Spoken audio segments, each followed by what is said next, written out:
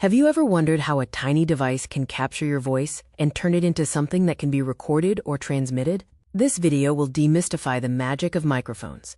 Microphones are truly fascinating pieces of technology. They perform a seemingly magical feat, transforming the invisible vibrations of sound into usable electrical signals. At its core, a microphone captures sound by converting sound waves into electrical energy. This process allows your voice, music, or any other sound to be stored, amplified, or broadcast. The fundamental principle is straightforward. Sound waves create mechanical vibrations, and these vibrations are then converted into electrical signals. But how exactly does this happen? The first and arguably most critical component in this transformation is the diaphragm. Think of it as the microphone's ear.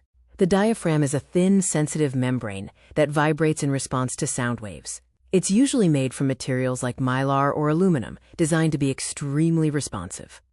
When sound waves, which are essentially pressure variations in the air, hit the diaphragm, they cause it to move back and forth. Louder sounds cause bigger vibrations, and higher pitches cause faster vibrations.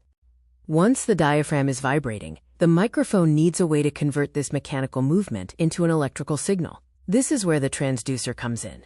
In dynamic microphones, a coil of wire is attached to the diaphragm. This coil is positioned within a magnetic field. As the diaphragm vibrates, the coil moves, creating an electrical current through electromagnetic induction. Condenser microphones work differently.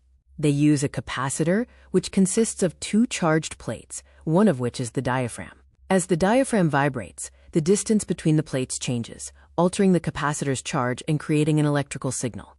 Regardless of the type of microphone, the result of these vibrations is an analog electrical signal. This signal is an electrical representation of the original sound wave.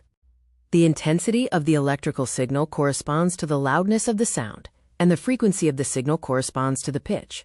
It's a continuous, flowing representation of the sound. This analog signal precisely mirrors the original sound wave's characteristics. Its amplitude, frequency, and timbre are all translated into varying voltage levels over time. The electrical signal generated by the microphone is usually quite weak and needs further processing before it can be used. This is where preamplifiers come in. They boost the tiny electrical signal to a usable level, making it strong enough for recording devices, mixing consoles, or speakers. After amplification, the signal might undergo further processing, such as equalization (EQ) to adjust frequencies, or compression to control dynamics, depending on the desired outcome. So the next time you speak into a microphone, you'll know exactly what's happening behind the scenes.